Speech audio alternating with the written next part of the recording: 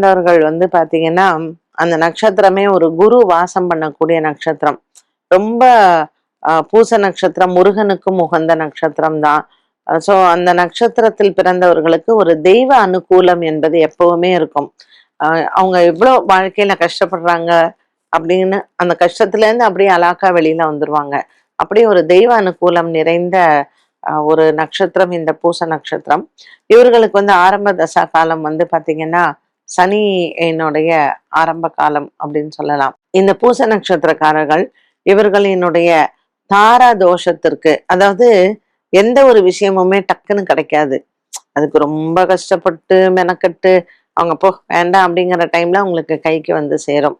So சனி பகவான் எப்பொழுதுமே எல்லாத்தையுமே கொஞ்சம் உங்களுக்கு மெதுவா தான் கொடுக்குறாரு இல்லையா? சனிக்கு அடுத்தது உங்களுக்கு புதன் தசை வரும். ஸோ புதன் தசையும் இவர்களுக்கு சந்திரனினுடைய வீட்டுல இருக்கிறதுனால லக்னத்தையும் நம்ம பார்த்துக்கணும். புதன் தசையும் அந்த அளவுக்கு ஓஹோன்னு இருக்காது இந்த பூச நட்சத்திரக்காரர்களுக்கு. ஸோ வாழ்க்கையில எல்லாமே உங்களுக்கு லேட்டா கிடைக்கிறதுக்கான ஒரு வாய்ப்பு உண்டு. இது எல்லாம் மாறுறதுக்கும் இந்த நட்சத்திரத்திற்கான தோஷ நிவர்த்திக்கும் இவங்களும் வியாழக்கிழமையில குரு பகவானை வணங்குறது அப்படிங்கிறது ரொம்ப நல்லது.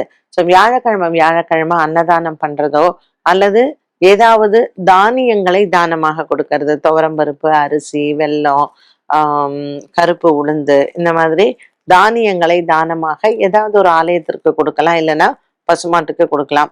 ஒவ்வொரு பூச நட்சத்திரத்தம் நன்றும் நீங்கள் முருகப்பெருமானினுடைய வழிபாடு சிறந்தது.